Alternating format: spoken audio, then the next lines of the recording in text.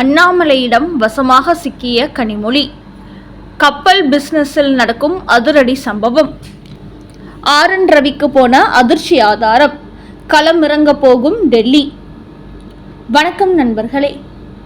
தமிழக பாஜகவின் முன்னாள் தலைவர் அண்ணாமலை திமுகவினரின் ஊழல் குறித்த பட்டியலை DMK ஃபைல்ஸில் வெளியிட்டிருந்தார்.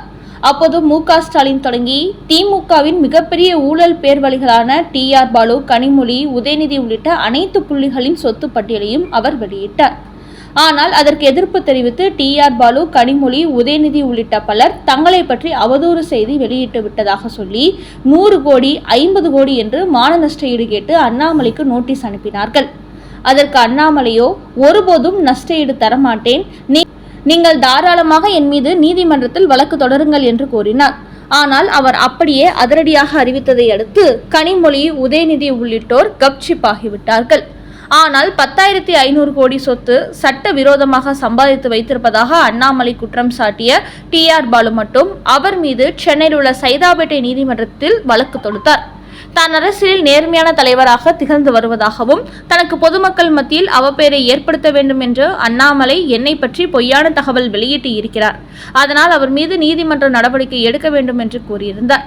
இப்படி நீதிமன்றத்தில் அண்ணாமலை மீது வழக்கு தொடுத்த TR பாலு அந்த வழக்கு விசாரணை நடைபெற்ற 2 முறையும் நீதிமன்றத்தில் ஆஜராகவில்லை. இதன் காரணமாக தொடர்ந்து இந்த விஷயத்தில் நீதிமன்றத்தை அவமதித்துவிட்டு தன்னை அவர் அலக்களித்துக் கொண்டிருந்தால் இந்த வழக்கில் TR பாலு நீதிமன்றத்தை அவமதித்து விட்டதாக அவருக்கு எதிராக வழக்கு தொடர வேண்டும் என்று திட்டமிட்டுள்ளார் அண்ணாமலை. அதோடு சைதாப்பேட்டை நீதிமன்றமும் தான் மட்டுமின்றி தனது வழக்கறிஞரையும் ஆஜர்படுத்தாத TR பாலு மீது அதிருப்தி அடைந்துள்ளாராம். அதனால் அடுத்த 3வது முறையும் அவர் ஆஜராகாமல் புறக்கணித்தால் அவர் மீது நீதிமன்ற அவமதிப்பு வழக்கு தொடர்ந்து நடவடிக்கை எடுப்பார்கள் என்பது தெரிய வந்துள்ளது.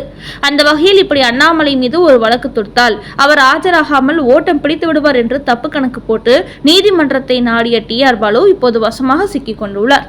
அதோடு அண்ணாமலையும் TR பாலு சட்டவிரோதமாக பினாமிகளின் மூலம் ஏராளமான நிறுவனங்கள் நடத்தி வருவதற்கான அனைத்து ஆதாரங்களும் என்னிடத்தில் உள்ளது. அதனால் அவரையும் அவரது குடும்பத்தாரையும் குற்றவாளி கூண்டில் ஏற்றாமல் விடமாட்டேன் என்று தொடர்ந்து சூளுரைத்து வருகிறார். இந்த நேரத்தில் தற்போது கனிமொழி குறித்த சில ரகசிய ஆவணங்களும் அண்ணாமலையிடம் சிக்கி இருப்பதாக பரபரப்பு தகவல்கள் வெளியாகியுள்ளன. குறிப்பாக அதாவது திமுகவின் கனிமொழி MPயும் TR பாலுவுடன் பார்ட்னர்ஷிப் வைத்து 4 சர்க்கரை ஆலை நடத்தி வருகிறாராம். அதே போன்று இவர்கள் 2 பேருமே மதுபான ஆலைகளும் நடத்தி வருகிறார்கள். இன்னொரு பக்கம் இவர்களுக்கு சொந்தமாக கப்பல்களும் வைத்துள்ளார்கள். அந்த கப்பல்கள் மூலம் வெளிநாடுகளிலிருந்து இந்தியாவுக்கு ஏராளமான பொருட்கள் இறக்குமதி செய்யப்பட்டு வருகிறதா. இதில் சட்ட விரோதமானவும் பொருட்களும் கடத்தப்பட்டு வருவதாக தற்போது அண்ணாமலைக்கு ஒரு தகவல் கிடைத்திருக்கிறது. இது குறித்த தகவல்கள் காவல்துறையினருக்கு தெரியும் என்றாலும் கூட அவர்கள் திமுக புலிகளை நெருங்க மாட்டார்கள். குறிப்பாக காவல்துறைக்கு செல்ல வேண்டிய மாமூல் போய்விட்டால் அவர்களே அதற்கு பாதுகாப்பு கொடுப்பார்கள். இப்படித்தான் TR பாலு, கனிமொழி போன்றவர்கள் தங்களது சொந்த கப்பல்கள் மூலம் வெளிநாடுகளிலிருந்து சட்ட விரோதமாக ஏராளமான பொருட்களை இறக்குமதி செய்ததாகவும் கூறப்படுகிறது. அந்த வகையில் கனிமொழியின் சொந்த கப்பல் மூலம் திமுக ஆட்சிக்கு வந்ததிலிருந்து ஏராளமான போதைப் பொருட்களை கூட கடத்தல் செய்து வருவதாக சில ரகசிய தகவல்கள் அண்ணாமலைக்கு வந்துள்ளதா. அப்படி கொண்டு வரும் பொருட்களை தமிழ்நாட்டு எல்லைக்கு வருவதற்கு முன்பே கடலுக்குள் நின்றபடியே விநியோகம் செய்யப்பட்டு வருகிறதா. இப்படி கனிமொழி காவல்துறையை தனது கைக்குள் வைத்துக்கொண்டு கப்பல் மூலம் நடத்தும் கடத்தல் சீக்ரெட் பிசினஸும் தற்போது அம்பலத்துக்கு வர தொடங்கியிருக்கிறது. இது குறித்த சில ரகசியம் தகவல்கள் அண்ணாமலைக்கு கிடைத்ததை அடுத்து விரைவில் ஆதாரப்பூர்வமாக டெல்லியில் கனிமொழிக்கு செக் வைப்பதற்கும் தயாராகி வருகிறாராம். அதனால் கூடிய சீக்கிரமே கனிமொழியின் குடுமியும் டெல்லி மேலிடத்தின் கையில் சிக்கிவிடும் என்பது தெரிய வந்திருக்கிறது.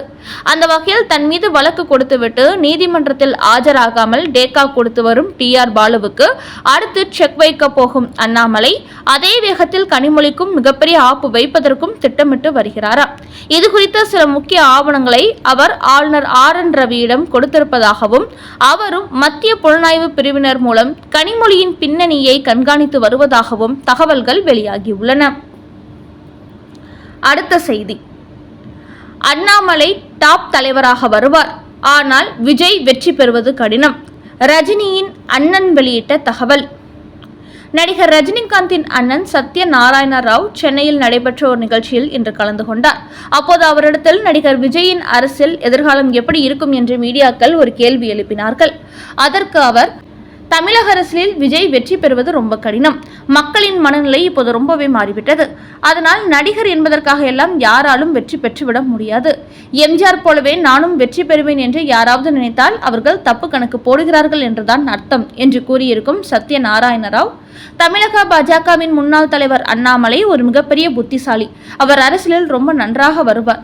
தமிழக அரசியலில் எதிர்காலத்தில் ஒரு முக்கியமான இடத்துக்கு வரக்கூடிய தலைவர் அவர். அவருக்கு மிகப்பெரிய வெற்றி வாய்ப்பு உள்ளது. குறிப்பாக விஜய் போன்ற நடிகர்கள் சினிமாவில் இருந்து வருவதால் அவர்கள் மீது ஒரு ஈர்ப்பு ஏற்படுகிறது. அதனால்தான் அவர்கள் செல்லும் இடங்களெல்லாம் நிலவட்ட ரசிகர்கள் பெரிய அளவில் கூடுகிறார்கள். ஆனால் பாஜகவின் அண்ணாமலை போன்றவர்கள் அப்படியல்ல. சினிமா கவர்ச்சி இல்லாமல் தங்களது அரசியல் செயல்பாடுகள் மூலம் மக்களை ஈர்த்து வருகிறார்கள். அதிலும் அண்ணாமலையின் அரசியல் மற்றவர்களிடமிருந்து மாறுபட்டு இருக்கிறது என்றும் சத்யநாராயண ராவ் கூறியிருக்கிறார். அடுத்த செய்தி, வருங்கால துணை முதல்வரை நயினார் நாகேந்திரனை பதற வைத்த மாவட்ட தலைவர். 2026 சட்டமன்ற தேர்தலில் அதிமுக பாஜக கட்சிகள் கூட்டணி வைத்துள்ள நிலையில் கூட்டணி ஆட்சியா இல்லை அதிமுக மட்டும் தனித்து ஆட்சி அமைக்கப் போகிறதா என்ற விவகாரத்தில் தொடர்ந்து கருத்து மோதல்கள் நிலவிக் கொண்டு வருகிறது. குறிப்பாக பாஜகவை சேர்ந்தவர்கள் கூட்டணி ஆட்சி என்று அமித்ஷா சொன்ன கருத்தை வெளியிட்டு வரும் நிலையில் எடப்பாடி பழனிசாமியோ அதற்கெல்லாம் வாய்ப்பே இல்லை, நாங்கள் அறுதி பெரும்பான்மை வெற்றி பெற்று தனித்து ஆட்சி அமைப்போம் என்று கூறி வருகிறார். இப்படி இரண்டு கட்சிகளுக்கும் இடையே கருத்து மோதல் ஏற்பட்டு வரும் இந்த நேரத்தில் மத்திய அமைச்சர் அமித்ஷா கால் பண்ணி இந்த விஷயத்தில் இரண்டு கட்சியினரும் மோதிக்கொள்ள வேண்டாம், எதுவாக இருந்தாலும் நானும் எடப்பாடியும் பேசி முடிவு செய்து கொள்கிறோம் என்று அமைதிப்படுத்தியுள்ளாராம். இந்த நிலையில் வருகிற ஜூலை 27, 28 தேதிகளில் பிரதமர் மோடி தமிழகம் வரவுள்ளார். அரியலூர் மாவட்டம் கங்கை கொண்ட சோழபுரத்தில் ஆடி திருவாதிரையை விழாவாக பாஜக கொண்டாடுகிறது. இந்த விழாவில் 27ஆம் தேதி நடக்கும் திருவாசகம் மாநாட்டில் பிரதமர் மோடி பங்கேற்கிறார். இந்த நிகழ்ச்சியில் இளையராஜாவின் இசை நிகழ்ச்சி நடக்கிறது. இந்த நிலையில் பிரதமர் மோடியை வரவேற்பதற்கான ஆலோசனை கூட்டத்தை அரியலூர் மாவட்டத்தில் உள்ள கங்கை கொண்ட சோழபுரத்தில் பாஜகவின் மாநில தலைவர் நயினார் நாகேந்திரன் நடத்தியுள்ளார். அது குறித்த ஒரு நிகழ்ச்சி நடைபெற்ற போது அங்குள்ள மாவட்ட தலைவர் பரமேஸ்வரி என்பவர் மேடையில் பேசும்போது வருங்கால துணை முதலமைச்சர் நயினார் நாகேந்திரன் அவர்களே என்று பேசி அவருக்கு ஒரு பேரதிர்ச்சி கொடுத்திருக்கிறார். அதை கேட்டு பதறிப்போன அவர், எதற்காக இப்படியெல்லாம் பேசுகிறீர்கள்? மாநில தலைவர் நயினார் நாகேந்திரன் அவர்களே என்று சொன்னால் மட்டும் போதும், இது போன்ற துணை முதலமைச்சர் என்றெல்லாம் சொல்லி சலசலப்பை ஏற்படுத்தாதீர்கள் என்று அறிவுறுத்தியிருக்கிறார். இப்படி நயினார் நாகேந்திரனை வருங்கால துணை முதலமைச்சர் அவர்களே என்று அந்த பரமேஸ்வரி பேசிய வீடியோ சோசியல் மீடியாவில் வைரலாகி வருகிறது. ஆபரேஷன் சிந்தூர் குறித்து மக்களவையில் விவாதிக்க தயாரா? எதிர்க்கட்சிகளின் கேள்விக்கு மத்திய அரசு கொடுத்த பதில். ஜூலை 21ஆம் தேதியான நாளை மக்களவையில் மழைக்கால கூட்டத்தொடர் தொடங்க உள்ளது. இந்த கூட்டத்தில் 17 முக்கிய சட்ட மசோதாக்களை கொண்டு வர மத்திய அரசு திட்டமிட்டிருக்கிறது. ஆனால் எதிர்க்கட்சிகளும் பகல்காம் தாக்குதல் மற்றும் ஆபரேஷன் சிந்தூர் குறித்து விவாதிக்க வேண்டும். அமெரிக்க அதிபர் டிரம்ப் இந்த போரை நான் தான் நிறுத்தினேன் என்று கூறிய விவகாரம் குறித்தும் விவாதம் நடத்த வேண்டும் என்று கோரிக்கை வைத்துள்ளார்கள். அதையடுத்து மத்திய அரசு இன்று ஒரு தகவல் வெளியிட்டிருக்கிறது. அதில் இந்த மழைக்கால கூட்டத்தொடர் முக்கியத்துவம் வாய்ந்தது என்பதால் இதில் பிரதமர் மோடியும் கலந்து கொள்ளப் போகிறார்.